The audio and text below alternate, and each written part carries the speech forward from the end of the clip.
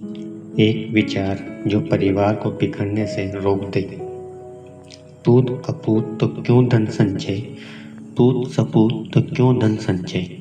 जब बात वसीयत की आती है तो सर्वप्रथम यही बात आती है कि किस बेटे को ज़्यादा मिला है और किसको कम। फिर पड़ोसी तो आग लगाने के लिए काफ़ी है।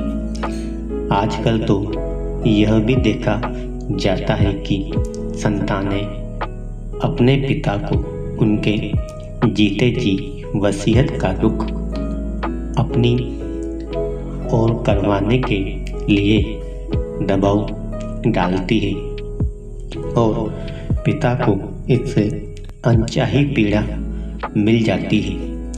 पिता जीते जी यह सोचकर मर जाता है कि जब मेरे सामने यह हालत है तो मेरे बाद यह बेटे आपस में मिलकर कैसे रहेंगे। वसीयत में जो कुछ मिला उसे बेटों को पिता से मिला प्रसाद समझना चाहिए, ना कि अपना हक। बेटों को भी आपसी संतोष रखना चाहिए कि जो भी मिला वह पिता की इच्छा है। वसीयत लेकर के पिता के तुम ऋणी बन रहे हो। पिता तुम्हारे ऋणी नहीं है।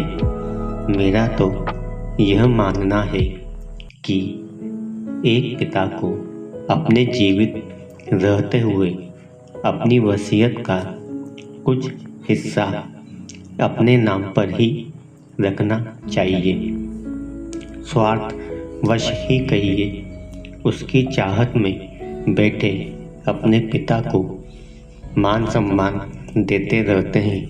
इस बात का जिक्र प्रसिद्ध रेमंड कपड़े की कंपनी के मालिक ने किया है कि उसने अपनी सारी संपत्ति अपने जीते जी अपने बेटे के नाम कर दी और उसने उन्हें सड़क पर ला दिया, जिसके चलते वह दाने दाने को मोहताज हो गए।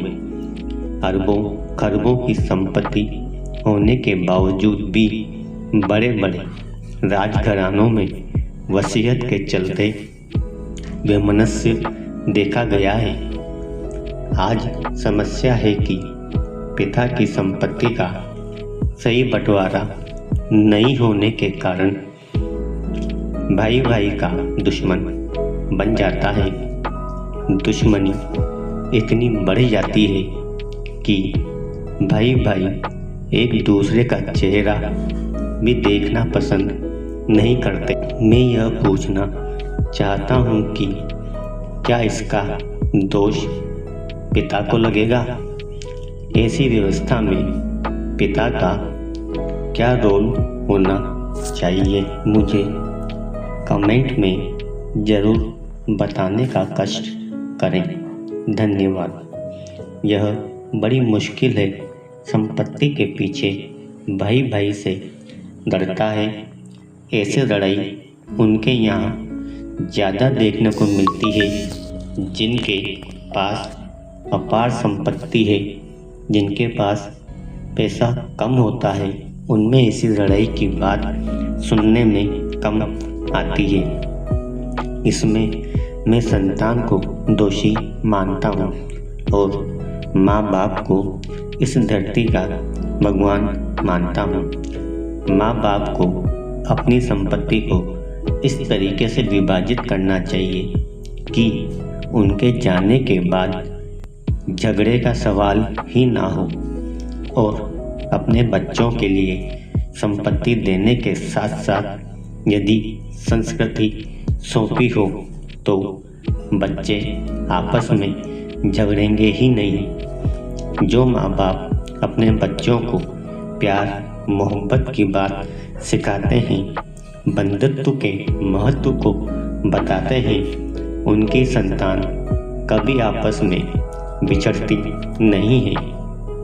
उदाहरण में 2 उदाहरण आपके सामने प्रस्तुत करना चाहता हूँ।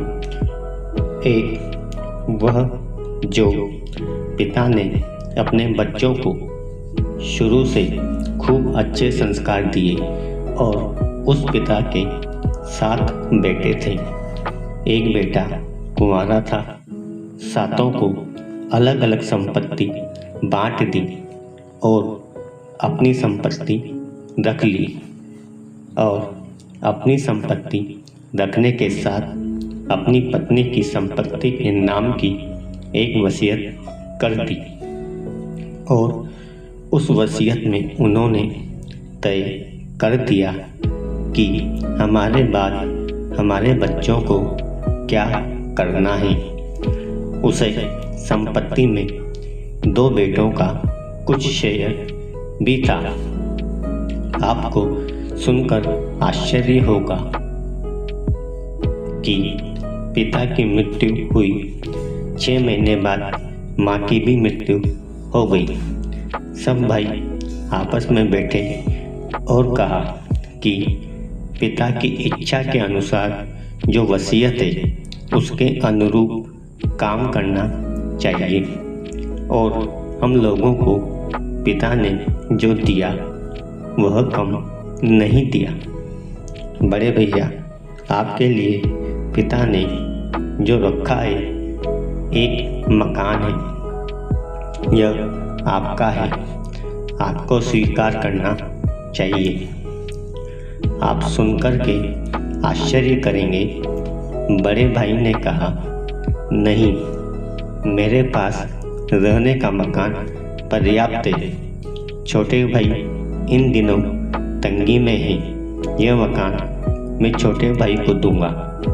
यह पिताजी का गौरव है, यह संस्कार है। पिता ने इतनी समझदारी की थी कि बच्चों को अलग करके भी एक दूसरे के साथ मर मिटने के संस्कार दिए थे। अपने सामने 7 बच्चों को बांट दिया।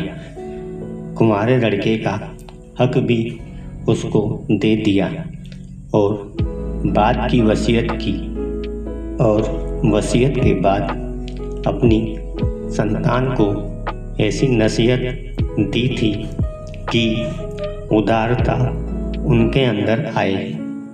एक ऐसे परिवार को मैं जानता हूँ जो वर्तमान में आपस में गड़ मर रहे हैं। अरबपति परिवार है, 4 भाइयों का परिवार, 3 भाई एक तरफ, 1 भाई एक तरफ। बाप मर गया, माँ मर गई समझाते समझाते, लेकिन आज थोड़ी सी संपत्ति के पीछे लोग एक दूसरे के खून के प्यासे हो गए हैं। केस मुकदमा भी चल रहा है। मैं तो समझता हूँ अगर उनके पिता ऐसी संपत्ति नहीं छोड़े होते या संतानों के लिए ऐसी संपत्ति न जोड़ी होती तो शायद ऐसे बुरे दिन देखने को नहीं मिलते। यह चीज़ समझना चाहिए। और उस पिता के जीते जी ही बेटे झगड़ने लगे थे। एक दिन बड़ी मायूसी के साथ उसने कहा था कि महाराज, मैंने संपत्ति जोड़ने के साथ साथ यदि अपने बच्चों के संस्कारों का ख्याल रखा होता तो आज मेरे बच्चे मेरे सामने मेरा ही विरोध कभी नहीं करते। मुझे यह रूप देखने को नहीं मिलता। हमारे गुरुजी भी अपने प्रवचन में यही कहते हैं कि अपनी संतान के लिए केवल पैसा मत जोड़ो, पैसे से ज़्यादा मूल्यवान संस्कार है। संस्कार देंगे तो ऐसी स्थिति कभी नहीं बनेगी। कुछ लोग वीडियो को इग्नोर कर देते हैं और अपने जीवन से जुड़ी बेहतरीन जानकारियाँ छोड़ देते हैं। आपसे मेरी प्रार्थना है, मेरा मनोबल बढ़ाने के लिए वीडियो को लाइक शेयर ज़रूर करें। अगर चैनल पर नए हों तो हमारे चैनल ज्ञान सागर अमित गौतम को सब्सक्राइब करना ना भूलें। धन्यवाद। जय श्री राम।